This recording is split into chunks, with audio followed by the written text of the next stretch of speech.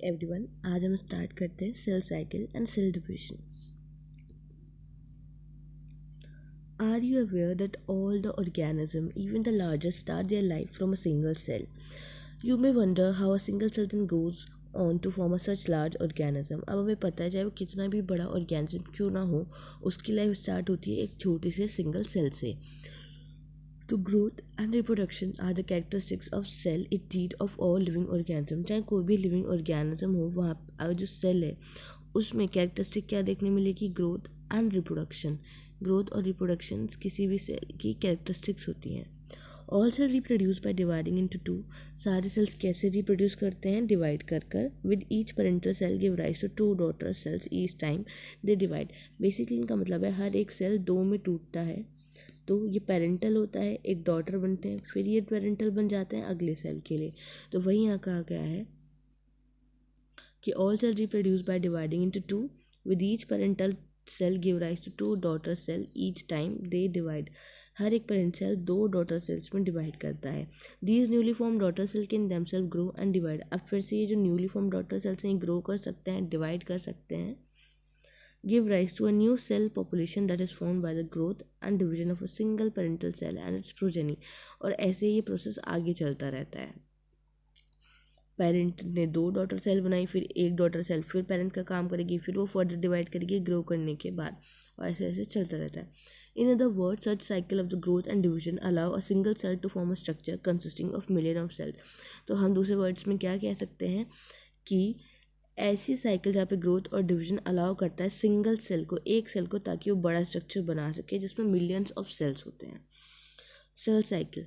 Cell division is very important process in all the living organism. अब हमें पता है सेल डिवीजन एक बहुत इंपॉर्टेंट प्रोसेस है किसी भी लिविंग ऑर्गेनिज्म की लाइफ में या फिर किसी भी लिविंग ऑर्गेनिज्म में। तो cell division is very important process in all living organism.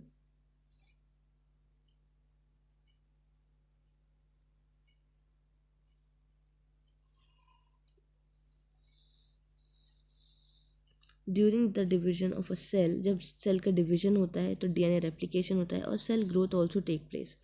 All these process that is cell division. अब जब क्या होता है कि जब सेल डिवाइड करता है तो वहाँ पे डीएनए का रेप्लिकेशन भी होता है, सेल की ग्रोथ भी होती है। ऑल दीज प्रोसेस, ये जितने भी प्रोसेस हैं दैट इज़ मतलब सेल डिवीजन की बात की जा रही है, डीएनए रेप्लिकेशन की और सेल ग्रोथ की, hence have to take place in a coordinated way to ensure the correct division and the formation of progeny cells containing intact genomes। अब ये जो पूरा प्रोसेस है सेल डिवीजन एक इंपॉर्टेंट प्रोसेस तो है, हमने देख लिया, और सेल डिवीजन के टाइम पे डीएनए का रेप्लिकेशन भी होता है, सेल की ग्रोथ भी होती है। अभी जितने भी प्रोसेस हैं जैसे कि सेल डिवीजन होना, डीएनए का रेप्लिकेशन होना, सेल की ग्रोथ होना, अब ये एक प्रॉपर कोऑर्डिनेटेड वे में होना चाहिए। अगर कोई इनका सीक्वेंस नहीं होगा, कोई कोऑर्डिनेशन ही नहीं होगा, तो ये सब बेकार है पूरा प्रोसेस। इसीलिए ये एक पूरा जो सारा प्रोसेस है एक कोऑर्डिनेटेड वे में होता है, ताकि क्या हो सके, करेक्ट डिवीजन हो सके और जो आगे प्रोजेनी बने वहाँ पे परफेक्ट जीनोम हो उनका। अगर जीनोम में कुछ गड़बड़ी होती है तो वो टूवर्ड्स हमें डिजीज़ कंडीशन ले जाती है। तो इसलिए ये सब ज़रूरी है ताकि जितना भी प्रोसेस हो पूरा कोऑर्डिनेटेड वे में चले। The sequence of event by which a cell duplicate its genome, synthesize the other constituents of the cell and eventually divide into two daughter cell is termed as cell cycle. अब इसी चीज़ को क्या कहा जाता है? Cell cycle कहा जाता है। किसको? तो यहाँ से सेल साइकिल की डेफिनेशन हुई, द सीक्वेंस ऑफ इवेंट, जो इवेंट होता है उनका sequence, by which a cell duplicate, जिसमें क्या होता है सेल डुप्लीकेट करता है अपना जीनोम, मतलब अगर ये उसका जीनोम है और सेल साइकिल में इसकी डुप्लीकेट कॉपी बनाएगा ताकि वो कॉपी कहाँ जाए, उसकी डॉटर सेल्स में जाए। Synthesize genome, synthesize the other constituents of the cell, cell के बाकी भी जितने कॉन्स्टिट्यूएंट्स हैं उन्हें भी सिंथेसाइज करता है, and eventually divide into two daughter cell is termed as cell cycle. और फिर लास्ट में क्या होता है, दो डॉटर सेल्स में डिवाइड हो जाता है, जिसे हम क्या कहते हैं, अभी जो पूरा सीक्वेंस है इस सीक्वेंस को क्या कहा गया? Cell cycle. Although cell growth in terms of cytoplasmic increase is a continuous process, DNA synthesis occurs only during one specific stage in the cell cycle। अभी कह रहा है जो सेल ग्रोथ है, अगर उसके साइटोप्लाज्मिक कंपोजिशन की बात करें, मतलब ये साइटोप्लाज्म, जब सेल छोटा, साइटोप्लाज्म छोटा, सेल बड़ा हुआ, साइटोप्लाज्म और अमाउंट बड़ा उसका, लेकिन जो डीएनए सिंथेसाइज होता है, जो डीएनए एक सिर्फ इस पूरी लाइफ साइकिल में डीएनए सिर्फ एक ही बार बनेगा, डीएनए का सिंथेसिस बार बार नहीं होता। तो ये लाइन इंपॉर्टेंट है। क्या है? Although the cell growth in terms of cytoplasmic increases is a continuous process, DNA synthesis occurs only during one specific stage in the cell cycle. The replicated chromosome that is DNA, are then distributed to daughter nuclei by a complex series of events during cell division. These events are themselves under the genetic control. अब जो DNA का replication हुआ है उसको equally divide करना भी ज़रूरी है डॉटर सेल्स में।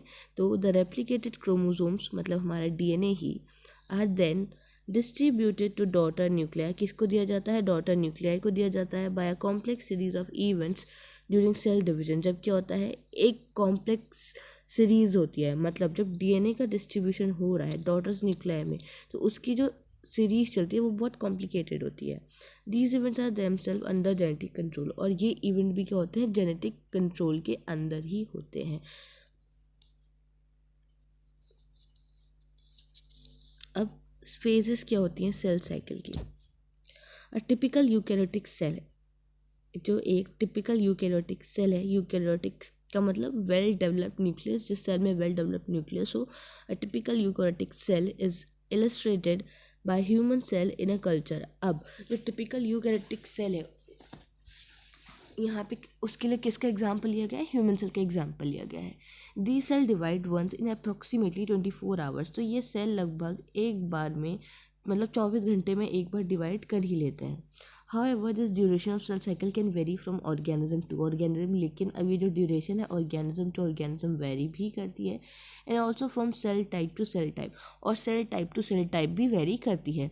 जैसे कि yeast for example can progress through the cell cycle in only about 90 minutes. अब इस लाइन से क्वेश्चन पूछते हैं कि ईस्ट की फर्स्ट डिवीजन में इतनी पॉपुलेशन थी, अब उसने अगर बोलते हैं सेकंड जनरेशन में इतना हुआ, उसको कितना ड्यूरेशन लगा होगा, या इतनी जनरेशन उसकी कितने टाइम में बन जाएगी, तो यहाँ से कैलकुलेट किया जाता है। क्योंकि उन्होंने बता दिया है कि जो उसका एक सेल साइकिल होती है वो 90 मिनट में पूरी हो जाती है। तो cell cycle is divided into 2 phases. अब जो सेल साइकिल है 2 फेजेस में डिवाइड होती है, basically interphase and M phase. अब जो एम फेज होती है इसमें यहीं पे एक्चुअल डिवीजन होता है। इंटरफेज में तो सेल अपने आप को प्रिपेयर करता है कि उसे डिवीजन करना है। तो पढ़ते हैं क्या क्या होता है अब इसमें। The M phase represents the phase. The M phase represents the phase when the actual cell division or mitosis occur, and the interphase represents the phase between two successive M phases.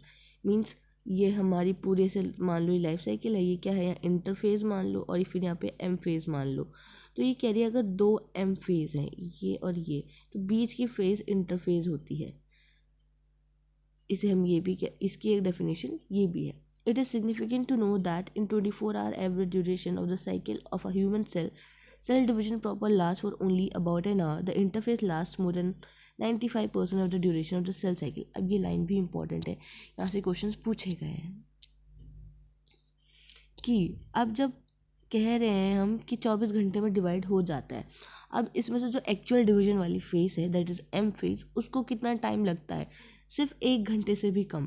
तो it is significant to know that in 24-hour average duration of the cell cycle of a human cell, cell division proper last only about an hour. सिर्फ 1 घंटे के लिए होता है। वहीं पे जो इंटरफेज है वो कितना लेती है? 95% से भी ज़्यादा ड्यूरेशन इंटरफेज ले जाती है, क्योंकि एक्चुअल डिवीजन तो एम फेज में होता है, लेकिन जब डिवीजन हो रहा है उससे पहले जो भी उसे करना है, अपना जीनोम रेप्लिकेट करना है, अपना साइटोप्लाज्मिक कंपोजिशन बढ़ाना है, ग्रोथ करनी है, अपने आप को प्रिपेयर करना है फॉर द डिवीजन, वो सब कहाँ होता है? इंटरफेज में होता है। इसलिए इंटरफेस सबसे ज़्यादा टाइम लेती है, इसलिए कहा गया है more than 95% duration of the cell cycle किसके पास जाता है? इंटरफेस के पास जाता है। अब एम फेज कैसे स्टार्ट होती है? The M phase starts with the nuclear division. कैसे स्टार्ट होती है? न्यूक्लियर डिवीजन, जब न्यूक्लियस के डिवीजन से स्टार्ट होती है। Corresponding to the separation of a daughter chromosome. फिर कैसे जाती है? वहाँ पे सेपरेशन होता है डॉटर क्रोमोसोम का, दैट इज कैरियोकाइनेसिस। अब देखो जहाँ पे क्या हो रहा है? न्यूक्लियर डिवीजन हो रहा है, और जहाँ पे डीएनए का डिवीजन हो रहा है, उस प्रोसेस को क्या कहा है, कैरियोकाइनेसिस। कैरियो से पता है, कैरियो मतलब न्यूक्लियस से होता है, तो कैरियोकाइनेसिस मतलब यहाँ पे बेसिकली क्या हो रहा है, न्यूक्लियर डिवीजन हो रहा है वहीं पे। And usually ends with the division of a cytoplasm. फिर किसका डिवीजन होता है, साइटोप्लाज्म का डिवीजन होता है, तो उसे क्या कहते हैं हम, साइटोकाइनेसिस। तो वहीं पे जो एम फेज है, एम फेज में भी अब दो फेजेस हो गई, कैरियोकाइनेसिस एंड साइटोकाइनेसिस। अभी हमने देखा ये पूरी सेल साइकिल, तो मान लेते हैं ये पूरी इंटरफेज है, ये एम फेज है। फिर एम फेज में भी दो पार्ट हो गए, जहाँ पे क्या होगा, कैरियोकाइनेसिस। फिर ये एक तरफ क्या हो जाएगा, साइटोकाइनेसिस। साइटोकाइनेसिस में क्या होगा, साइटोप्लाज्मिक डिस्ट्रीब्यूशन। कैरियोकाइनेसिस में क्या हो गया, न्यूक्लियस का डिस्ट्रीब्यूशन। द इंटरफेस दो called the resting phase. Interface को और क्या कहा जाता है, रेस्टिंग फेज भी कहा जाता है। अब क्यों कहा जाता है, ये भी इंपॉर्टेंट है, पूछते हैं यहाँ से question. Is the time during which the cell is preparing for division. क्यों कह रहे हैं, क्योंकि ये वही टाइम है जहाँ पे सेल अपने आप को प्रिपेयर कर रहा है डिवीजन कराने के लिए। क्या क्या करके, बाय अंडर गोइंग बोथ, जहाँ पे सेल ग्रोथ होती है, डीएनए रेप्लिकेशन होता है in an orderly manner. The interface is divide into 3 further phases. अब इंटरफेस को भी फर्दर 3 फेजेस में डिवाइड किया गया है। देखते हैं कौन कौन सी phases.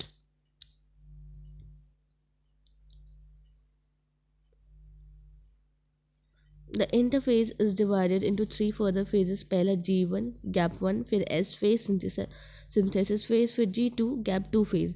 G1 phase corresponds to the interval between mitosis and initiation of DNA replication. तो जो G1 phase है कैसे स्टार्ट होती है, इंटरवल आता है बिटवीन माइटोसिस और इनिशिएशन ऑफ DNA रेप्लिकेशन के बीच का। अभी हम देखो इसे एक बार ऊपर उस डायग्राम से समझते हैं जो दिया गया है। ये देखो, ये क्या है, हमारी पूरी सेल साइकिल का डायग्रामेटिक व्यू है कैसे होता है। तो ये पूरी जो है G1 S और G2 ये किसके अंदर आ रही है, यहाँ से पूरी लेके यहाँ तक ये आती है पूरी हमारी इंटरफेज। इंटरफेज ये आती है हमारी एम फेज, देखो मेंशन भी किया गया है। अब देखो ये जो इतना पार्ट है टीलोफेज तक, ये क्या है, कैरियोकाइनेसिस। कैरियोकाइनेसिस मतलब न्यूक्लियस का डिवीजन। फिर यहाँ पे ये क्या है, साइटोकाइनेसिस। यहाँ क्या होगा, साइटोप्लाज्म का डिवीजन। अब G1 है और G1 से पहले क्या G0 भी आती है, जैसे यहाँ पे वो सेल्स प्रेजेंट होते हैं जो फर्दर आगे सेल डिवीजन में पार्ट नहीं करते, जैसे कि हमारे नर्व सेल। इसे बोलते हैं हम G0 स्टेज या क्यूसेंट स्टेज या इनएक्टिव स्टेज। ठीक है,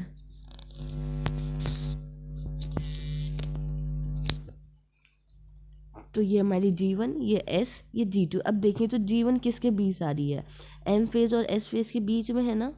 अब S को देखें तो G1 और G2 के बीच में है, G2 S और फिर से M फेज के बीच में, और M फेज कहाँ है, G1 और G2 के बीच में। तो ये सब ऐसे यहाँ पे डिफाइन की जाती है और ऐसे क्वेश्चन भी पूछा जाता है। देखो देखते हैं नीचे अब क्या क्या लिखा है, रीड करते हैं पहले से।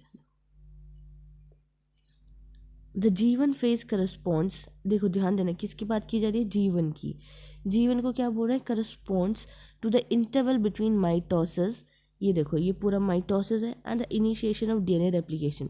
अब इनिशिएशन ऑफ डीएनए रेप्लिकेशन क्यों कहा गया, क्योंकि जो एस फेज है वहीं पे हमारा डीएनए रेप्लिकेट होता है, वहीं पे हमारा डीएनए का सिंथेसिस होता है जो फर्दर डिवीजन में डिस्ट्रीब्यूट होता है। तो इसलिए कहा गया कि G1 कहाँ है, किसके बीच की इंटरवेल फेज है, ये है G1, किसके बीच की है, ये माइटोसिस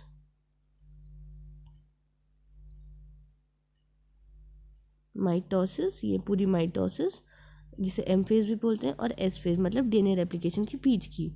ड्यूरिंग G1 फेज, अब G1 फेज में क्या होता है, सेल कैसा होता है, मेटाबॉलिकली एक्टिव। अब ये लाइन इंपॉर्टेंट है, यहाँ से क्वेश्चन पूछते हैं कि G1 फेज में सेल कैसे होता है, मेटाबॉलिकली एक्टिव होता है, इनएक्टिव होता है, क्या होता है।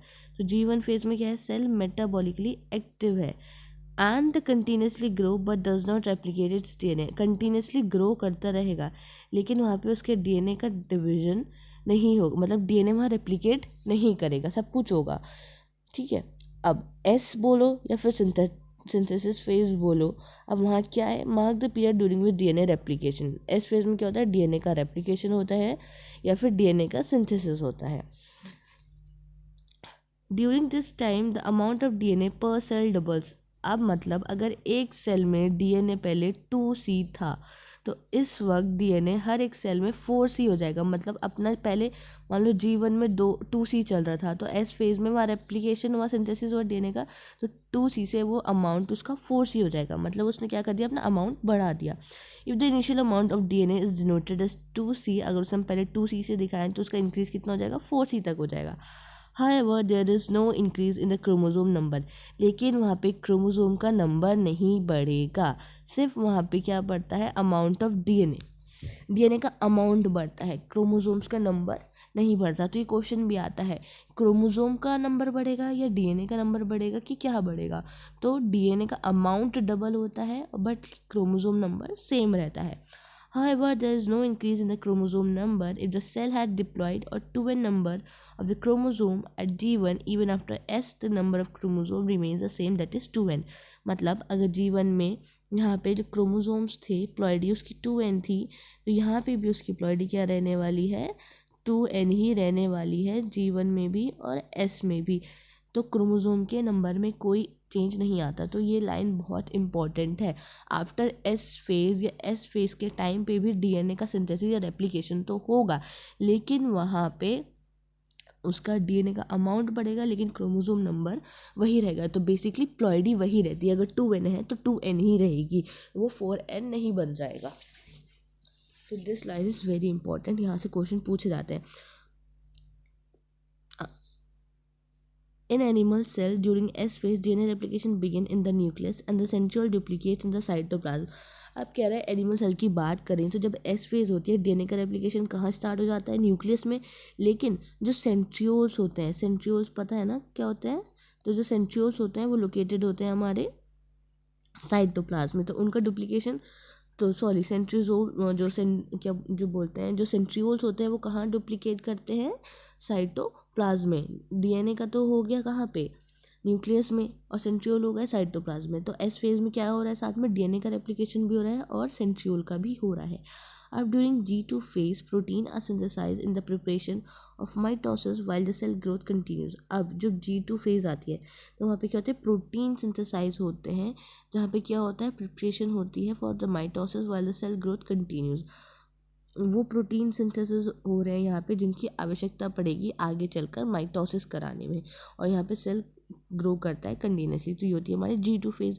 तो इंटरफेज 3 फेजेस में डिवाइडेड था, G1 फेज, S फेज और G2 फेज, और एक फेज आती है G0B। तो हमने देखा G1 में क्या हो रहा है, S में क्या हो रहा है, G2 में क्या हो रहा है। अब ये देखते हैं, how do plant and animal continue to grow all their lives, do all a cell in a plant divide all time, do you think all the cell continue to divide in all plants and animal, can you tell the name and the location of the tissue having cell that divide and their life time, higher plants do animal have similar meristematic tissues. अब ये सारे question है जो हमारे कुछ questions हम जो chapters complete कर चुके हैं वहाँ से हमें आंसर्स इसके मिलेंगे कि प्लांट की ग्रोथ क्या होती है, कंटिन्यू होती है, इनकंटिन्यूस होती है, डिटर्मिनेंट होती है, इनडिटर्मिनेंट होती है, ऐसे कौन से सेल्स हैं जहाँ कंटिन्यूस डिवीजन होता है। तो ये सारे से क्वेश्चंस इन्होंने पूछे गए हैं ताकि आप चैप्टर्स को एक दूसरे से रिलेट कर पाएँ। तो ये हमने यहाँ पे देखा भी कि जो हमारी सेल साइकिल है उसका डायग्रामेटिक व्यू, इंटरफेस देखी, एम फेज देखी। अब आगे पढ़ते हैं। Some cell in the adult animal do not appear to exhibit division। अब कुछ सेल्स ऐसे होते हैं जो डिवीजन में आगे नहीं जाते, जैसे मैंने बताया था G0 फेज, वहाँ कौन से सेल प्रेजेंट होते हैं जो फर्दर डिवीजन में नहीं जाते, जैसे कि हमारे नर्व सेल्स। तो some cells in the adult do not appear to exhibit division, example heart cells, and many of the cells divide only occasionally as needed to replace the cells that have been lost during an injury or the cell death। तो ज़्यादातर उसमें वो cells present होते हैं जो division नहीं करते या फिर जब तब पड़े रहते हैं जब उन सेल्स की जहाँ पे वो लोकेटेड हैं बेसिकली वहाँ इंजरी हो जाए, उनको रिप्लेस करने की ज़रूरत है, उनको क्या करने की ज़रूरत है, वहाँ पे रिप्लेस करने की ज़रूरत है। जो लॉस हो गए ड्यूरिंग सेल की इंजरी हो जाए या सेल डेथ हो जाए तो वो क्या है, the cell do not divide further exist G1 phase to enter inactive stage. तो ये फर्दर डिवाइड नहीं करते और कहाँ चले जाते हैं, ये G0 स्टेज में चले जाते हैं साइकिल की, सेल साइकिल की। अब सेल इस स्टेज में क्या रहता है, मेटाबॉलिकली एक्टिव रहता है। अब देखो G1 में भी मेटाबॉलिकली एक्टिव था, G0 में भी मेटाबॉलिकली एक्टिव था, लेकिन यहाँ पे कोई भी आगे वो फर्दर डिविजन शो नहीं करता, but no longer proliferate unless called on to do so depending on the requirement of the organism। वो तब तक डिवीजन नहीं करेगा जब तक उससे कहा नहीं जाएगा, जब तक उसकी बॉडी में वहाँ पे उस ऑर्गेनिज्म में उस चीज़ की आवश्यकता ना पड़े। तो इंटरफेस की क्या क्या स्टेज हुई, G1 S G2 और एक होती है G0। G0 में वो सेल्स प्रेजेंट होते हैं जहाँ पे डिवीजन नहीं होता फर्दर, सिर्फ वो तभी वो प्रेजेंट होते हैं जिनकी जब आवश्यकता पड़ने पर या तो सेल की डेथ हो जाए या सेल इंजरी हो जाए और उनकी आवश्यकता है तब चाहिए, वो तब फर्दर जाएंगे, वरना वो यहाँ पे ऐसे पड़े रहते हैं। मेटाबॉलिकली सेल तो एक्टिव है लेकिन वहाँ पे फर्दर डिवीजन नहीं होगा। In animals mitotic cell division only seen in the diploid somatic cells. जो अब किसकी बात की जा रही है, जो एनिमल्स होते हैं वहाँ पे mitotic cell division only seen in diploid somatic cells. तो जो माइटोटिक सेल है वहाँ वो कहाँ से मिलेगा, सिर्फ डिप्लॉयड सेल्स में मिलेगा। मतलब ये हमारे डिप्लॉयड मतलब जिसकी प्लॉयडी 2n है, तो क्या होना वहाँ पे mitotic cell division in diploid somatic cell. However few exception to where the haploid cell divide by mitosis, for example male honey bees. तो जो माइटोटिक सेल डिवीजन होता है वो 2n वाले कंडीशन में मिलता है, लेकिन ऐसे कुछ एक्सेप्शंस भी हैं जहाँ हैप्लॉयड सेल में भी हमें क्या देखने मिलता है, माइटोटिक डिवीजन देखने मिल जाता है। तो उसका एग्जाम्पल क्या है, male honey bee. Against this the plant can show mitotic division in both haploid and diploid cell. वहीं पे जो प्लांट सेल होते हैं वहाँ पे माइटोटिक डिवीजन हमें हैप्लॉयड और डिप्लॉयड सेल दोनों में देखने मिल जाता है, जो हमने वहाँ देखा है प्लांट किंगडम में पढ़ते टाइम। आइडेंटिफाई द प्लांट, ये सब वही रिलेट कर दिया इन्होंने, देखो कि चैप्टर 3 में आप पढ़ के आए हो, देखो कि कहाँ होता है कहाँ नहीं होता। अब ये वाला देखते हैं। You have studied mitosis in onion root tip cell. आपने कहाँ देखा है माइटोसिस, अनियन के रूट टिप में देखा है। उसके पास 16 क्रोमोसोम थे in each cell. Can you tell how many chromosome will the cell have at G1 phase. अब देखो, अब इसने कहा कि G1 फेज पे कितने क्रोमोसोम रहे होंगे, 16 ही रहेंगे, क्योंकि क्रोमोसोम का नंबर सेम रहता है हमेशा। आफ्टर एस फेज बाद भी उतना रहेगा। लेकिन अब जब डिवीजन हो जाएगा, एम फेज आ गया, एम फेज में क्या हुआ, जो डॉटर्स न्यूक्लियाई थे वहाँ पे डिवीजन हुआ, तो सब चीज़ों का डिस्ट्रीब्यूशन हुआ, इसलिए वहाँ पे क्रोमोसोम का नंबर भी रिड्यूस हो जाएगा।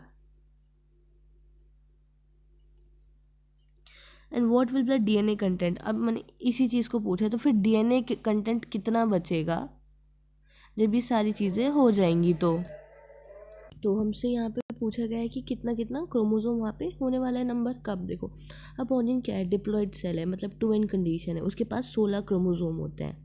और जब सेल साइकिल होगी तो नंबर ऑफ क्रोमोसोम जो हो, G1 हो चाहे S हो, हमेशा 16 ही रहेगा ईच। लेकिन आफ्टर एम फेज जब क्या हो जाएगा, माइटोटिक डिवीजन हो जाएगा, वो भी 16 ही रहेगा हर एक किस में, डॉटर सेल में, क्योंकि क्रोमोसोम का नंबर उतना ही जाएगा उनके पास।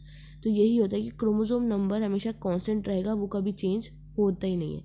लेकिन क्या चेंज होता है, DNA का अमाउंट, कि अमाउंट ऑफ DNA कितना जाने वाला है, किस में क्या जाने वाला है और कब क्या क्या रहेगा, अब वो समझते हैं।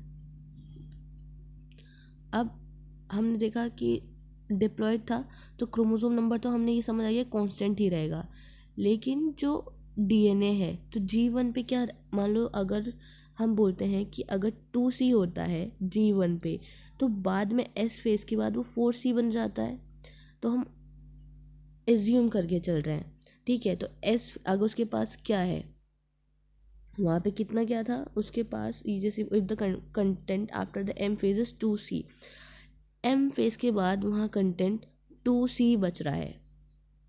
तो अब हम जाएंगे बैक, पीछे से रिलेट करना शुरू करेंगे। एम फेज मतलब डिवीजन हो गया, डिवीजन के बाद 2C चला गया, तो अब एम से पीछे क्या आएगी, एस फेज आई, G2 आई होगी, G2 से ऊपर S आएगी और S के ऊपर G1 आएगी।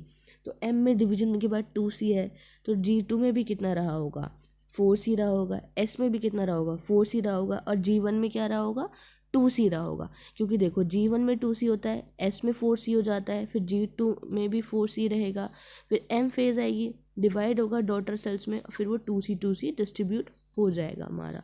तो ये क्रोमोसोम नंबर हमेशा 16 रहने वाला है।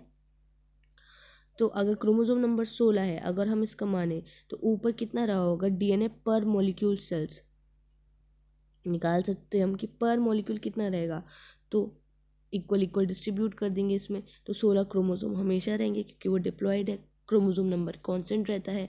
G1 में यहाँ पे डीएनए का कंटेंट 2C रहा होगा, S phase I, DNA replicate किया, 4C बना, G2 आई, वहाँ पे सेल कंटिन्यू ग्रो करता है, फर्दर एम फेज में जाने के लिए एम फेज आई, एम फेज में डिवीजन हुआ, डिस्ट्रीब्यूट होगा अब डीएनए का अमाउंट, जो जो डुप्लीकेट हुआ तो 2C में डिस्ट्रीब्यूट हो गया।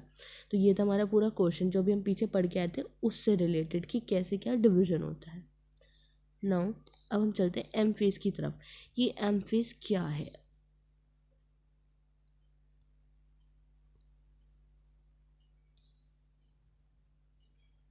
M phase, this is the most dramatic period of the cell cycle.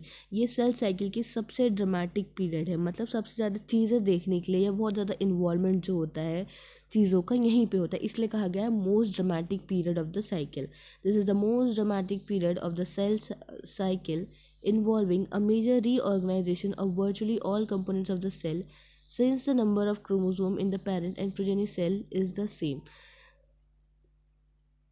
It is also called the equational division. अब एम फेज को यहाँ पे बेसिकली माइटोसिस की बात की जा रही है, तो इसे हम इक्वेशनल डिवीजन भी कहते हैं। तो ये क्या है? मोस्ट ड्रामेटिक पीरियड है, इसमें बहुत सारी रीऑर्गेनाइजेशन होती है सारे कंपोनेंट्स की, सेल्स की, जो नंबर ऑफ क्रोमोसोम है पेरेंट्स के और प्रोजेनी में हमेशा सेम रहेगा। फिर से वही बात है, since the number of chromosome in the parent and progeny cell is the same. अब हम ऊपर भी रिलेट कर सकते हैं कि वहाँ क्या और था, माइटोसिस। क्या पढ़ा तुमने? माइटोसिस। और यहाँ क्या लिखा है अभी कि जो नंबर ऑफ क्रोमोसोम है पेरेंट और प्रोजेनियो सेम ही रहने वाला है, तो पहले भी 16 और बाद में भी 16 ही रहेगा डिवीजन के बाद भी। It is also called as equational division. तो माइटोसिस का दूसरा नाम क्या हुआ?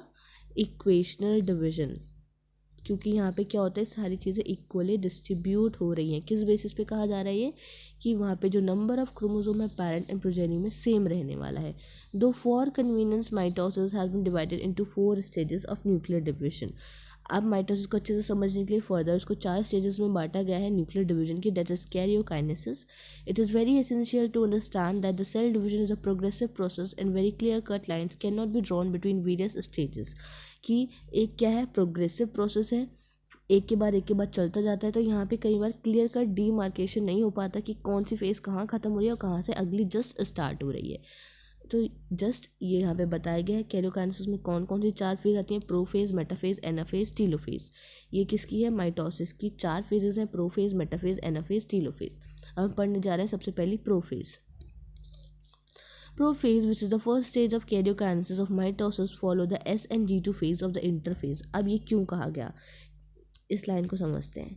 ये पूरा हमारा ऐसे था, ये यहाँ पे G1, ये S, ये G2, ये M फेज पूरी, और यहाँ M फेज 2 पार्ट्स में बटी है, कैरियोकाइनेसिस और साइटोकाइनेसिस। ठीक है, अब मैंने ये बना दी यहाँ पे प्रोफेज, मेटाफेज, एनाफेज, टीलोफेज। ये है यहाँ पे साइटोकाइनेसिस, हम लिख सकते हैं साइटोकाइनेसिस। यहीं पे एक मिलती है हमें G0 स्टेज, ये है G1, ये है S और ये है G2।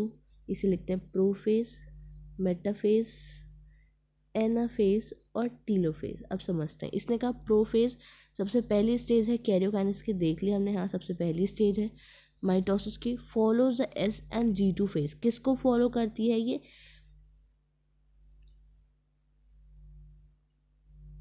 S और G2 फेज ऑफ इंटरफेस को ये फॉलो करती है। ठीक है, क्योंकि देखो क्या है इधर, G2 और S, फिर है प्रोफेज, इसलिए कहा गया है कि first stage of karyokinesis of mitosis follows the S and G2। इससे पहले S और G2 को फॉलो करते हुए ये फेज़ यहाँ पे आएगी इंटरफेस की। S और G2 फेज़ जो है इंटरफेस की फेज है, इसको फॉलो करते हुए हमारी अगली फेज़ आएगी, दैट इज़ प्रोफेज। किसकी फेज़ है वो? M फेज़ की या फिर कैरियोकाइनेसिस की। अब in the S and G2 phase जो न्यू डीएनए मॉलिक्यूल फॉर्म्ड हुए are not distinct but intertwined. क्या होते हैं, जो S में और G2 में जो नया डीएनए मॉलिक्यूल बन रहा था, डीएनए का अमाउंट डबल हो रहा था, वो बहुत डिस्टिंक्ट नहीं होते, अलग अलग नहीं होते, इंटरवाइंड होते हैं, आपस में एक दूसरे से बहुत ज़्यादा गुच्छे की तरह बोल सकते हैं जुड़े हुए होते हैं। Molecules formed are not distinct but intertwined. Prophase is marked by the initiation of the condensation of chromosomal material. The chromosomal material become untangled during the process of the chromatin condensation. अब ये क्या कह रहे हैं कि क्या पहले उन्होंने बता दिया एस और जी टू को फॉलो करते हुए आती है हमारी प्रो फेज है, सबसे पहली फेज है। अब जो यहाँ पे डीएनए का अमाउंट डबल हुआ रहता है वो बहुत वेल डिस्टिंक्ट नहीं होता है, एक दूसरे से एकदम घुसा हुआ होता है। अब उसका डिस्टिंक्शन कहाँ स्टार्ट होता है, हमारी प्रो फेज में। तो यही तभी लिखा गया है कि वेल मार्क्ड क्या है, वहाँ क्या हो रहा है, कंडेंसेशन हो रहा है क्रोमोसोमल मटीरियल का, अनटेंगल होता है यहाँ पे हमारा क्रोमोसोमल मटीरियल जब क्रोमेटिन का कंडेंसेशन होता है। The centromere, which had undergone duplication during S phase of the interphase, now begin to move toward the opposite poles of the cell. The completion of prophase can thus be marked by the following characteristic event. अब prophase में क्या कहा इन्होंने, जो DNA का amount था, जो यहाँ मान लो ये एस और जी टू का ऐसे बिल्कुल इनडिस्टिंक्ट था, घुसा हुआ था, तो प्रो फेज में क्या होगा, इसमें कंडेंसेशन स्टार्ट होगा और ये ऐसे डिफ्रेंशिएशन होना स्टार्ट होगा इसमें। तो कंडेंसेशन होगा क्रोमैटिन मटेरियल का एक दूसरे से डिफरेंट होगा, अनटेंगल्ड होंगे ये। और अब जो यहाँ पे सेंट्रियोल भी प्रेजेंट था, जो मान लो यहाँ 2 सेंट्रियोल प्रेजेंट है साइटोप्लाज्म में, अब ये भी क्या करेंगे, अपोजिट पोल्स, यहाँ एक ऊपर एक नीचे, ये भी मूव करना स्टार्ट कर देंगे। तो ये है प्रोफेज में होता है। तो अब मैंने कहा कि प्रोफेज की क्या कैरेक्टरिस्टिक्स है, हम कैसे देख सकते हैं कि ये प्रोफेज कैसे कंप्लीट हो रही होगी। तो ये पॉइंट्स भी इंपॉर्टेंट है, क्या बताता है कि प्रोफेज हमारी पूरी हो गई है। Chromosomal material condenses to form the compact mitotic chromosome. Chromatin material ऐसे क्रोमेटिन मटेरियल होता है, फिर बनता है उससे क्रोमोसोम। तो जब क्रोमेटिन मटेरियल कंडेंस होके एक प्रॉपर शेप में आ जाए, तो क्रोमोसोम में आ जाए, तो ये हमें देखने मिलेगा। Chromosome are seen to be compose of 2 chromatid attach together at the centromere. फिर हम देखेंगे कि क्रोमोसोम के पास क्या है, ऐसे 2 क्रोमैटिड्स हैं और कैसे अटैच्ड हैं वो एक दूसरे से, ये सेंट्रोमेयर के थ्रू अटैच्ड हैं। तो हमें सेंट्रोमेयर और सेंट्रियोल में कन्फ्यूजन नहीं होना चाहिए। सेंट्रियोल यहाँ पे साइटोप्लाज्म में डुप्लीकेशन टाइम हुए, ये भी अपोजिट पोल्स की तरफ मूव करेंगे। और जो क्रोमैटिड्स होते हैं, क्रोमैटिड्स हम बोल सकते हैं ये हमारा क्रोमोसोम है। तो ये एक चीज़ क्या है इसकी, क्रोमैटिड, और ये दोनों आपस में ऊपर जो दोनों साथ में, इन्हें क्या कहा जाएगा, क्रोमोसोम। एक क्या है क्रोमैटिड, ये क्या है क्रोमोसोम। और ये कैसे अटैच होती हैं एक दूसरे से, बीच में सेंट्रली लोकेटेड सेंट्रोमेयर से, इसे कहते हैं हम centromere. Centromere, which had undergone duplication during interphase, begins to move toward the opposite pole. अब जो हमारा क्या होता है यहाँ पे, सेंट्रियोल जो होता है जिसका डिवीजन जो क्या हुआ होता है, डुप्लीकेट किया रहता है, वो भी कहाँ करता है, अब अपोजिट पोल्स की तरफ मूव करना स्टार्ट कर देता है।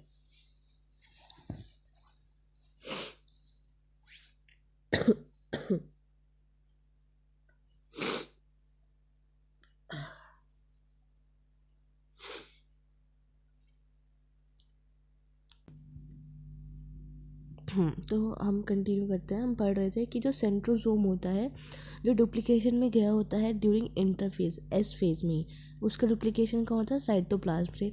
अब वो भी अपोजिट पोल्स की तरफ मूव करने लगते हैं जो प्रेजेंट होते हैं। अब देखो सेंट्रोसोम होता है क्या हमारा, ये 2 सेंट्रियोल को मिला के बनता है हमारा सेंट्रोसोम। हम कह सकते हैं कि लगभग ये दोनों सेम है, सिमिलर है, क्योंकि जो सेंट्रोसोम बन रहा है इसी को मिला के बनता है। जब 2 सेंट्रियोल प्रेजेंट होते हैं और वो एक दूसरे के 90 डिग्री एंगल पे अलाइन होते हैं, तो वो मिलके बनाते हैं हमारा सेंट्रोसोम। तो वही ये हमारा सेंट्रोसोम होता है। तो हम कह सकते हैं सेंट्रोसोम क्या है, लोकेटेड होता है साइटोप्लाज्म में, उसके पास न्यूक्लियस है, न्यूक्लियस के पास ही लोकेटेड होता है, उसके पास 2 सेंट्रियोल होते हैं जो राइट एंगल पे एक दूसरे के लगे होते हैं। ये कहाँ डुप्लीकेट होता है, एस फेज में होता है। तो डीएनए का अमाउंट जो डबल होता है वो भी एस फेज में, और सेंट्रियोल का जो रेप्लिकेशन है या डुप्लीकेशन है कहाँ होता है, वो भी एस फेज में। बस ये न्यूक्लियस में होता है और ये साइटोप्लाज्म में होता है, और सेंट्रियोल ही मिलके बनाते हैं हमारे सेंट्रोसोम है। तो वो भी अपोजिट पोल की तरफ मूव करना स्टार्ट करते हैं। Each centrosome radiate out microtubule called esters. अब जो सेंट्रोसोम होते हैं उसके साइड से क्या निकलते हैं हमारे, माइक्रोट्यूब्यूल्स निकलते हैं। The two ester together with the spindle fiber forms the mitotic apparatus. अब ये जैसे हमारे क्रोमोसोम है, तो ये यहाँ पे ये ऐसे स्पिंडल फाइबर्स भी होते हैं। तो जब स्पिंडल फाइबर के साथ मिलके हमारे सेंट्रोमेयर से जो माइक्रोट्यूब्यूल निकले हैं, तो ये दोनों मिलके क्या बना रहे हैं, माइटोटिक अपरेटस बना रहे हैं। कौन कौन बना रहे हैं मिलके माइटोटिक अपरेटस, स्पिंडल फाइबर्स और हमारे ये क्या, microtubules. Cells at the end of prophase, when viewed under the microscope, do not show Golgi complexes, endoplasmic reticulum, nucleolus and nuclear envelope. अब जब प्रोफेज का एंड होता है तो वहाँ पे हमें कुछ भी देखने नहीं मिलता है। जब माइक्रोस्कोप में देखते हैं ना गोल्जी कॉम्प्लेक्स देखने मिलेगा, ना एंडोप्लाज्मिक रेटिकुलम देखने मिलेगा, न्यू न्यूक्लियोलस, ना न्यूक्लियर एनवलप।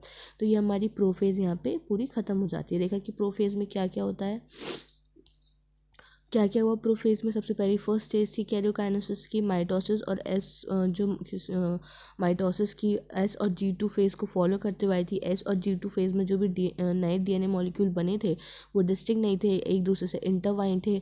तो प्रोफेज में क्या होता है, उनका डिफ्रेंशिएशन ही होता है। तो वहाँ क्या होता है, क्रोमेटिन का क्रोमोसोमल मटेरियल का जब कंडेंसेशन होता है तो हमें पूरे वेल मार्क क्रोमोसोम दिखने लगते हैं, अनटेंगल्ड होते हैं क्रोमोसोमल मटेरियल क्रोमेटिन कंडेंसेशन के टाइम पे। अब जो सेंट्रोसोम डुप्लीकेट हुए रहते हैं एस फेज के टाइम, अब वो भी अपोजिट पोल्स की तरफ चले जाते हैं सेल में। अब जो कंप्लीशन होता है प्रोफेज का, कैन दस भी मार्क्ड बाय, तो अब उसमें हम क्या क्या देख सकते हैं, जब प्रोफेज कंप्लीट होती है तो क्या होता है वहाँ पे जो क्रोमोसोमल मटेरियल कंडेंस हुआ रहता है, माइटोटिक क्रोमोसोम दिखने लगते हैं हमें वहाँ पे। पहले तो ऐसे एकदम मतलब ऐसी शेप में प्रेजेंट था, ऐसी कंडेंसेशन जैसी।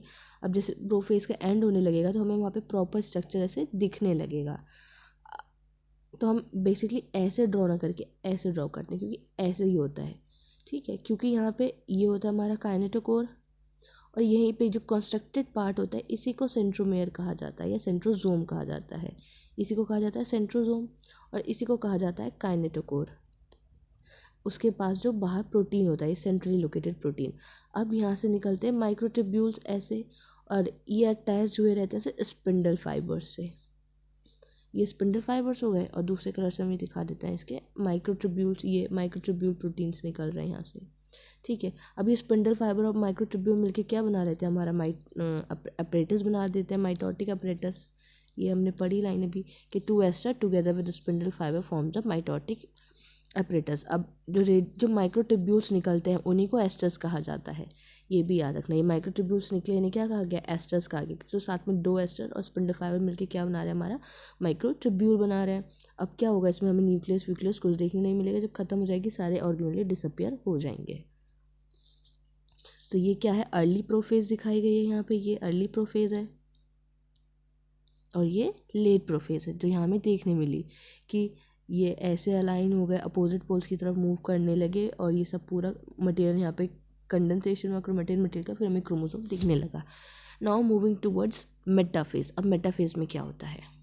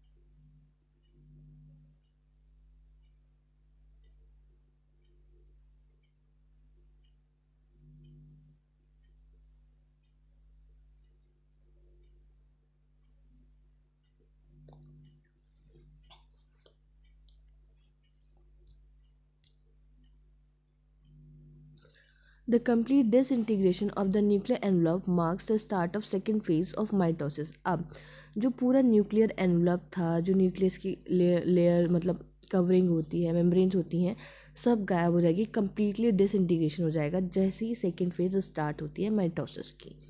Hence the chromosome are spread through the cytoplasm of the cell. अब पूरे हमें उसके साइटोप्लाज्म में क्रोमोसोम पूरी तरह से स्प्रेड हो जाएंगे। बाय दिस स्टेज, जैसे ये स्टेज होगी यहाँ पे कंडेंसेशन क्रोमोसोम का कंप्लीटेड हो चुका होगा। अभी क्वेश्चन पूछ सकता है कि स्टार्ट कहाँ हुआ था क्रोमेटिन का कंडेंसेशन, प्रोफेज में, लेकिन कंप्लीट कहाँ होता है, मेटाफेज में। And they can be observe clearly under the microscope, और यहाँ पे अब उन्हें माइक्रोस्कोप के अंदर क्लियरली ऑब्जर्व कर सकते हैं. This then it the stage at which morphology of chromosome is most easily studied. ये भी क्वेश्चन पूछा जाता है कि मॉर्फोलॉजी क्रोमोजोम की कहाँ पे हम आसानी से देख सकते हैं, पढ़ सकते हैं, कौन से स्टेज में, मेटाफेज में. At this stage, metaphase chromosome is made up of 2 sister chromatids. अब मेटाफेज के जो क्रोमोसोम्स हैं कैसे बने हैं, 2 सिस्टर क्रोमैटिड्स के बने, जैसे कि हम देख सकते हैं. एक क्रोमैटिड ये है हमारा, रुको डार्क कर लेते हैं कोई, ये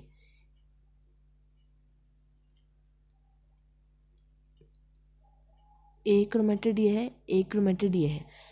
कहा गया कि कैसे है यहाँ पे ये chromosome made up of 2 sister chromatids. एक सिस्टर क्रोमैटिड ये है हमारा, एक सिस्टर क्रोमैटिड ये है, तो 2 सिस्टर क्रोमैटिड्स हुए. तो एक क्रोमोसोम कैसे बना हुआ है, 2 सिस्टर क्रोमैटिड से बना हुआ है, which are held together by the centromere. और कैसे जुड़े हुए हैं ये सेंट्रोमेयर. अब मैं यहाँ ड्रॉ करके दिखाती हूँ. ये क्रोमोसोम हमारा और ये क्रोमोसोम हमारा, तो ये जो कॉन्स्ट्रक्टेड पार्ट होता है ना, इसी को सेंट्रोमेयर कहा जाता है. ठीक है, तो कैसे जुड़े हुए हैं ये, सेंट्रोमेयर के थ्रू जुड़े हुए हैं. वहीं पे फिर एक स्मॉल डिस्क शेप प्रोटीन होता है, ऐसे गोल गोल, इसे कहते हैं हम काइनेटोकोर. तो wait which are held together by the centromere. Small disc structure at the surface of the centromere are called the kinetochore. अब इस छोटा ही डिस्क शेप से स्ट्रक्चर क्या है, काइनेटोकोर, इसका काम क्या है, ये स्पिंडल फाइबर के अटैचमेंट के लिए जगह प्रोवाइड करता है कि जो स्पिंडल फाइबर आके अटैच होगा, कहाँ अटैच होगा, इसी पे आके तो अटैच करेगा स्पिंडल फाइबर, और कहाँ अटैच करेगा. These structures serve as the site of attachment of a spindle fiber formed by the spindle fibers to the chromosome that are moved into the position at the center of the cell. क्या करवाते हैं ये, chromosome को एक position centre में ले जाते हैं. Hence, metaphase is characterized by the chromosome coming to lie at the equator with the one chromatid of each chromosome connected by its kinetochore to the spindle fiber from one pole and its sister chromatid connected by the kinetochore to the spindle fiber from the opposite pole. The plane of alignment of the chromosome at the metaphase is referred to as the metaphase plate, और इसे equatorial plate भी कहा जाता है. The key features of the अब हम पढ़ते जा रहे हैं. देखो अब इसने हमें क्या बताया कि यहाँ पे इन्हीं की वजह से क्या हम देखते हैं कि जो हमारे क्रोमोसोम्स होते हैं वो कैसे अलाइन हो जाते हैं, बिल्कुल इक्वेटर पे आके अलाइन हो जाते हैं, क्योंकि इसमें ऐसा अटैचमेंट होता है कि एक सिस्टर क्रोमैटिड्स के काइनेटोकोर से एक अपोजिट पोल के सेंट्रोमेयर से कनेक्ट है स्पिंडल फाइबर, दूसरे काइनेटोकोर से स्पिंडल फाइबर निकल के कहाँ अटैच है, दूसरे सेंट्रोमेयर के अपोजिट पोल पे. तो ये काम कराता है हमारा attachment of the spindle fibre. कौन हेल्प कराने वाला है, हमारा काइनेटोकोर. नाउ द प्लेन, और देखो यहीं से क्या निकलते हैं, फिर हमारे स्पिंडल फाइबर्स निकलते हैं, माइक्रोट्यूब्यूल्स निकलती हैं, सारी चीज़ें निकलती हैं. अब इस अलाइनमेंट को जो बोलते हैं, जो ऐसे पूरा इक्वेटोरियल पे ये अलाइन हो जाएगा, जब ये सेल है यहाँ पे ये ऐसे पूरा अलाइन हो जाएगा, इसे बोलते हैं कि इक्वेटोरियल प्लेट पे अलाइन हो गई, या इक्विफेजियल लाइन आ गई, या फिर मेटाफिजिक लाइन या मेटाफिजिक प्लेट. तो ये ऐसे अलाइन हो जाते हैं, ये इसका कैरेक्टरिस्टिक फीचर है मेटाफेज का. अब इसमें क्या की फीचर्स है जो मेन है, बिल्कुल spindle fibre attach to kinetochore of the chromosome. Spindle fibre कैसे अटैच हो गए, क्रोमोसोम के काइनेटोकोर से अटैच हो जाएंगे. Chromosome are move to the spindle equator and get align along the metaphase plate through spindle fibre to both poles. और spindle fibre की मदद से अटैच होने के बाद क्रोमोसोम इक्वेटर पे अलाइन होते हैं, जैसे ये यहाँ दिखाया है पूरा ऐसे इक्वेटर पे अलाइन हो जाते हैं, जिसे हम इक्वेटोरियल लाइन या फिर मेटाफिजिक प्लेट भी बोलते हैं. ये की फीचर्स है मेटाफेज का. हमने इसमें 4 डायग्राम देखे, पहले अर्ली प्रोफेज, फिर लेट प्रोफेज, फिर ये ट्रांजिशन टू मेटाफेज, मेटाफेज पे ट्रांजिशन हो रहा है इसका. ये हमारे सेंट्रोमेयर आ गया, इधर कंस्ट्रक्टेड रीजन होता है, सेंट्रोमेयर मिलता है, कैसे बनता है, 2 सेंट्रियोल्स मिलके बनता है, इसका भी डुप्लीकेशन हुआ रहता है. फिर जो यहाँ पे सेंट्रली लोकेटेड प्रोटीन डिस्क होता है, जो क्या बोलता है हमारा सेंट्रोजोम होता है, वहाँ पे उसके पास फिर मिलता है सेंट्रली लोकेटेड प्रोटीन, जिसे हम काइनेटोकोर कहते हैं. Now moving towards anaphase. Anaphase क्या है, at the onset of anaphase, जब एनाफेज स्टार्ट होती है तो ईच क्रोमोसोम अरेंज होता है मेटाफेजिक प्लेट पे. अब is split simultaneously and two daughter chromatids now referred to as a daughter chromosome, the future daughter nuclei. अब ये जो अलाइन थे, अब इनके बीच में ऐसे हम मान लेते ये ऐसे सेपरेशन हो गया पूरा, एक अलग चला गया, लाइन थोड़ी टेढ़ी हो गई, ये बीच में बिल्कुल बीच में से मार्क करता है कि ये ऐसे ऐसे पूरा एक एक क्रोमेटिड पूरा डिवाइड हो जाएगा। अब ये एक एक जो पहले सिस्टर क्रोमेटिड थे अब क्या कहलाए जाएंगे, डॉटर क्रोमोसोम कहलाए जाएंगे for the future daughter nuclei. अब क्या करेंगे फिर, begin their migration toward the opposite poles की तरफ मूव कर लेंगे। अब ये डिवाइड हो गए ऐसे ऐसे अलग अलग, तो ये अपोजिट पोल्स की तरफ जाएंगे अलग, एक आधे ऊपर जाएंगे आधे नीचे जाएंगे। The centromere of each chromosome remains directed toward the pole and hence leading edge. तो इनका डायरेक्शन तो यहीं रहने वाला है, पोल्स की तरफ ही रहेगा। With the arms of the chromosome trailing behind, मतलब जैसे ये हमारा हम बोलते हैं ये हमारा क्या है, सेंट्रोमेयर है हमारा, ये इससे कनेक्टेड है, ये इसकी आर्म्स ऐसे ट्रेलिंग बिहाइंड, मतलब इसकी आर्म्स इसके पीछे पीछे चलेंगी, तो कुछ इस स्ट्रक्चर की शेप की वजह से इस लाइन को बोला गया है with the arms of the chromosome trailing behind. समझ पाए ना, ये ऐसे हमारा क्रोमोसोम होगा और ये ऐसे यहाँ से अटैच्ड होंगे ये, तो इसलिए कि आर्म्स ट्रेलिंग, ये आर्म्स की तरह हो गए ना इसके क्रोमोसोम्स के, ट्रेलिंग बिहाइंड मतलब इसके पीछे पीछे से दो हाथ लेके ऐसे ऐसे ये अपना चल रहा है इसके पीछे पीछे, तो इसलिए कहा गया the arms of the chromosome trailing behind. The anaphase stage is characterised by, anaphase कैसे कैरेक्टराइज होती है, centromere split and chromatid separate, centromere split हो जाते हैं, centromere split and the chromatid separate, chromatid move to opposite poles, centromere split हुआ, chromatid separate हुआ, ये देखो ये हुआ ना आर्म्स ट्रेलिंग बिहाइंड, कि इसके आर्म्स इसके पीछे पीछे हैं, और क्या हो गया, क्रोमेटिड यहाँ पे अपोजिट पोल्स की तरफ मूव करने लगे, ये हमारी एनाफेज आ गई। Now telophase at the beginning of the final stage of karyokinesis, karyokinesis की final stage होती है, मतलब यहाँ क्या होता है, that is telophase, chromosome that have reached their respective poles। अब जो chromosomes अपने respective poles पे पहुँच चुके हैं ये हमारे, and lose their individuality, अब अपनी individuality lose कर चुके हैं, the individual chromosome can no longer be seen on each side of chromatin material, tend to collect at the each of two poles। अब जैसे कि हम यहाँ देख रहे हैं यहाँ पे अब वापस से कंडेंस वाली फॉर्म नहीं है पूरा, तो हम यहाँ पे क्या, तभी ये कहा गया है कि जो क्रोमोसोम है वो पोल्स पे पहुँच गए हैं, डीकंडेंस हो चुके हैं पूरे और अपनी इंडिविजुअलिटी को खो चुके हैं। अभी तक हम अलग अलग इन्हें देख पा रहे थे, अब इन्हें हम नहीं देख सकते। The individual chromosome can no longer be seen and each set of chromatin material, अब वापस से क्या बन गया है, ये क्रोमैटिन मटेरियल बन गया है। Tend to collect at the each of the two poles, दोनों पोल्स की तरफ ये कलेक्ट हो चुके हैं। This stage which shows the following key events, क्या क्या दिखा रही है ये की इवेंट्स क्या है इसके, कि chromosome cluster at opposite spindle pole and their identity is lost as a discrete elements. अब वो मतलब जो हमारे क्रोमोसोम से अपोजिट पोल्स पे पहुंच चुके हैं, अब वो अपनी इंडिविजुअलिटी को खो चुके हैं, अब वापस से वो किस में आ गए हैं, क्रोमैटिन मटेरियल में आ गए हैं। Nuclear envelope develop around the chromosome cluster at each pole forming two daughter nuclear. अब धीरे धीरे इनके आसपास क्या बनने लगा, ये जो दिखाया गया है ये चीज़ क्या बन रही है, ये न्यूक्लियर एनवलप बनने लगा है यहाँ पे इनके अराउंड क्रोमैटिन मटेरियल के लिए। Nucleolus, Golgi complex and ER form. अब इसके अंदर जितने भी सेल बॉडीज़ होती हैं, सेल ऑर्गेनलीज होती हैं, वो भी वापस से बनने लगेंगी। तो ये क्या, अब हम जा रहे हैं एंड ऑफ एम फेज, मतलब कैरियोकाइनेसिस, न्यूक्लियस का डिवीजन जो वाला प्रोसेस है ख़त्म होता जा रहा है, उन्होंने उसको डिस्ट्रीब्यूट कर दिया। अब क्या चलेगा, सेल डिस्ट्रीब्यूशन, सेल का डिवीजन चलेगा, दैट इज साइटोकाइनेसिस, या फिर साइटोप्लाज्म का डिस्ट्रीब्यूशन होगा। Now mitosis accomplish not only the segregation of duplicated chromosome. Mitosis का मतलब सिर्फ यही नहीं है कि जो डुप्लीकेटेड क्रोमोसोम है उनको सेपरेट कर दो, अलग कर दो डॉटर न्यूक्लिया में, but the cell itself is divided into two daughter cells by the separation of cytoplasm called cytokinesis.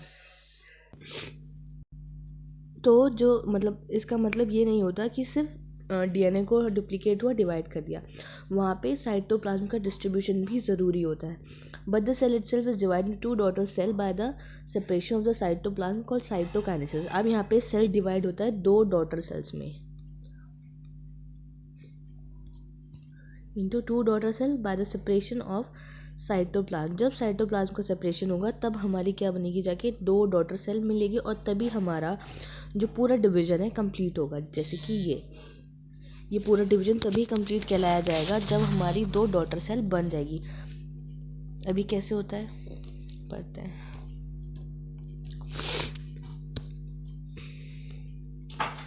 In an animal cell, हम एनिमल सेल की बात करें तो this is achieved by the appearance of a furrow in the plasma membrane. The furrow gradually deepen and ultimately joins the center dividing the cell cytoplasm into two।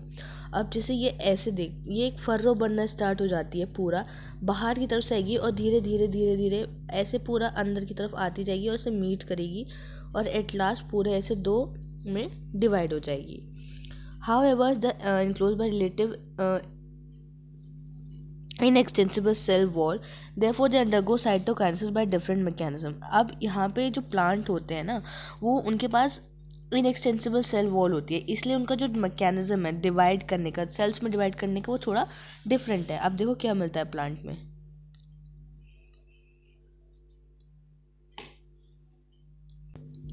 तो plants में क्या होता है, plants में होता है कि जो वॉल फॉर्मेशन स्टार्ट हो जाती है सेंटर में सेल के और फिर वो बाहर की तरफ जाती है। मतलब जैसे यहाँ तो देखा हमने एनिमल में बाहर से अंदर की तरफ आके मिल रही थी, यहाँ क्या होता है अंदर से बाहर की तरफ जाएगी ऐसे। तो हम बोलते हैं जो सेंट्रीपिटल वाला डिवीजन किस में देखने, इस जो एनिमल्स में मिलता है उसे हम बोलते हैं सेंट्रीपिटली डिवाइड होते हैं सेल, और प्लांट्स में कहा जाता है सेंट्रीफ्यूगली, क्योंकि कैसे हो रहे हैं वो grows outward to meet the existing lateral walls. मतलब बाहर की तरफ ग्रो करते हैं ऐसे, जो क्या कि जो लेटरल वॉल्स हैं उनसे मीट कर सकें और फिर डिवाइड हो जाए। तो of the cell and grow outward meet existing lateral walls, the formation of the new cell wall begins with the formation of a simple precursor called the cell plate। तो हम कह सकते हैं ऐसे एक सेल प्लेट बनती है इसमें, और वो बाहर की तरफ ग्रो करती है और लेटरल वॉल से मीट करती है और फिर यहाँ पे सेल डिवाइड हो जाता है दो में। That represent the middle lamella between the wall of the two adjacent cells. तो अब ये सेल प्लेट क्या रिप्रेजेंट करती है, मिडल लेमुला को रिप्रेजेंट करती है जो दो एडजेसेंट वॉल्स के बीच में प्रेजेंट होता है।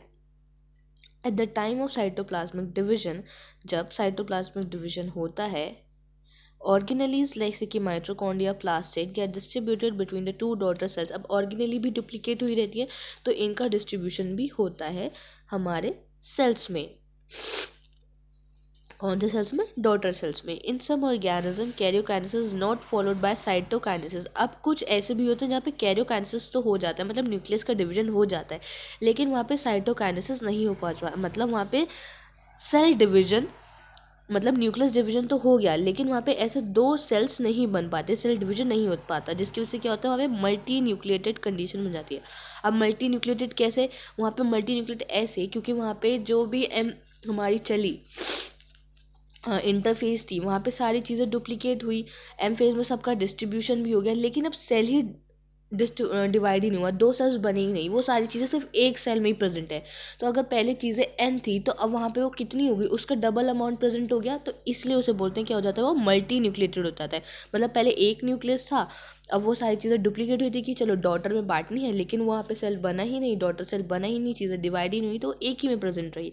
तो सेल कैसी कंडीशन हो जाती है, मल्टी न्यूक्लिएट कंडीशन हो जाती है, जिससे क्या होने लगता है, फॉर्मेशन ऑफ सिंसीशियम, जिससे बोलते हैं कि बहुत सारा वहाँ पे मल्टी न्यूक्लिएटेड कंडीशन आ जाती है। जिसका एग्जांपल है लिक्विड एंडोस्पर्म इन कोकोनट, जो हम कोकोनट में देखते हैं, लिक्विड एंडोस्पर्म पानी जो देखते हैं बेसिकली, जो कोकोनट के अंदर पानी मिलता है उसे किसका एग्जाम्पल है, वो सिंसीशियम का एग्जाम्पल है, मल्टी न्यूक्लिएटेड का एग्जाम्पल है।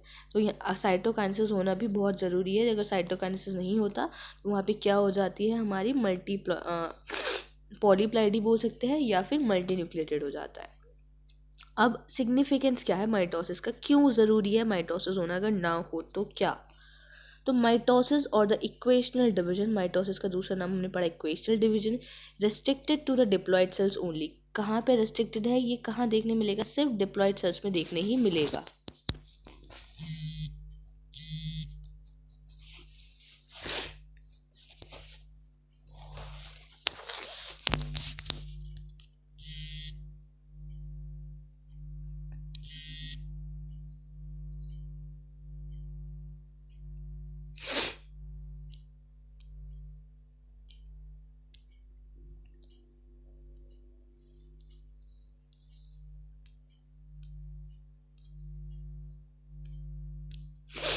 तो जो माइटोसिस डिवीजन है वो सिर्फ डिप्लॉयड सेल्स तक ही रिस्ट्रिक्ट है, उनमें देखने मिलता है। However in some lower plants, अभी हमने स्टार्टिंग में भी पढ़ा था, कुछ ऐसे इंसेक्ट्स होते हैं जहाँ हेप्लॉयड सेल्स में भी देखने मिलता है, जैसे कि हनी भी देखी थी, मेल हनी भी। Mitosis very essential to understand the significance, ये मतलब ये बहुत ज़रूरी है समझना कि इसका सिग्निफिकेंस क्या है एक ऑर्गेनिज्म की लाइफ में, इस डिवीजन का। तो यहाँ से पढ़ते हैं हम, यहाँ लिखा है mitosis usually results in the production of diploid daughter cells with identical genetic complement. मतलब अगर ये जो पेरेंट है, अब जो इसकी जो डॉटर बनेंगी ये बिल्कुल इसके डिट्टो सेम होंगी, एग्जैक्टली सेम होंगी, इसलिए हम इन्हें क्या बोलते हैं, क्लोन्स बोल सकते हैं या सोमैटिक। इसलिए इनको कहा जाता है कि बिल्कुल सेम इक्वेशनल डिवीजन है, जो चीज़ यहाँ प्रेजेंट है वो सब यहाँ बिल्कुल सेम प्रेजेंट होगी, कोई वेरिएशन देखने नहीं मिलेगा। तो mitosis will result in the production of diploid daughter cells. कैसे डिप्लॉयड, मतलब डिप्लॉयड डॉटर सेल्स बनाता है, 2n कंडीशन वाली, तभी यहाँ बोला है सिर्फ ये डिप्लॉयड सेल तक ही रिस्ट्रिक्टेड है, और इसलिए इक्वेशनल डिवीजन है। जो यहाँ था जैसे कि तैसा, जो चीज़ें प्रेजेंट थी सेम टू सेम यहाँ पे आके कॉपी पेस्ट करके डिवाइड कर दिया गया है। The growth of multicellular organism is due to mitosis. अब जो ग्रोथ होती है किसी भी मल्टीसेलुलर ऑर्गेनिज्म की, वो माइटोसिस की वजह से ही होती है। Cell growth result in disturbing the, cell growth की वजह से क्या होता है, डिस्टर्ब हो जाता है रेशियो न्यूक्लियस और साइटोप्लाज्म का रेशियो। अब उसको रिस्टोर भी करने में माइटोसिस ही हेल्प करता है। It therefore become essential for cell to divide to restore the nucleocytoplasmic ratio. अब जब सेल डिवीजन हो रहा है, सेल ग्रोथ हो रहा है, तो ये ज़रूरी है कि उसको न्यूक्लियोसाइटोप्लाज्मिक रेशियो को भी रिस्टोर किया जाए, तो वो भी माइटोसिस ही हेल्प करता है उस चीज़ में। A very significant contribution of mitosis is cell repair. अब सेल को रिपेयर करना है, उसमें भी माइटोसिस काम करता है। The cell of the upper layer of the epidermis, cell of the lining of the gut and the blood cell are being constantly replaced. अभी क्या क्या करता है, जो अपर लेयर होती है हमारी एपिडर्मिस की, उसको लाइनिंग, जो गट की लाइनिंग होती है उसको, और ब्लड सेल्स जो होते हैं कॉन्स्टेंटली कौन रिप्लेस करते हैं, थ्रू माइटोसिस के थ्रू ये सब रिप्लेस किए जाते हैं। Mitosis division in the meristematic tissue. Mitosis का डिवीजन कहाँ होता है, मेरिस्टेमेटिक टिश्यू में ही होता है। अभी हमारा उस क्वेश्चन का आंसर जो हमने पीछे पढ़ा था कि कहाँ देखने मिलती है, एपिकल और लेटरल कैम्बियम में, कि कंटिन्यूस ग्रोथ कहाँ पे होती है, तो कौन सी मेरिस्टेम, एपिकल और lateral cambium. Result in the continuous growth, देखो बता दिया क्या होता है, इसकी वजह से कंटिन्यूस ग्रोथ होती है प्लांट की थ्रू आउट देयर लाइफ। तो ये क्या है, माइटोसिस का क्या क्या सिग्निफिकेंस है, क्या उसकी आवश्यकता है कि ये चीज़ होगी ही ये डिवीजन की, तो ये इन कामों में हमारी मदद करता है माइटोसिस। तो यहाँ पे हमारा पूरा कंप्लीट हुआ माइटोसिस। अब नेक्स्ट से स्टार्ट करेंगे हम मियोसिस। तब तक के लिए इसको एक बार पूरा रीड आउट करना, अगर कुछ समझ ना आए तो कमेंट में मेंशन कर देना, मैं बता दूँगी। मिलते हैं नेक्स्ट वीडियो में। Thank you.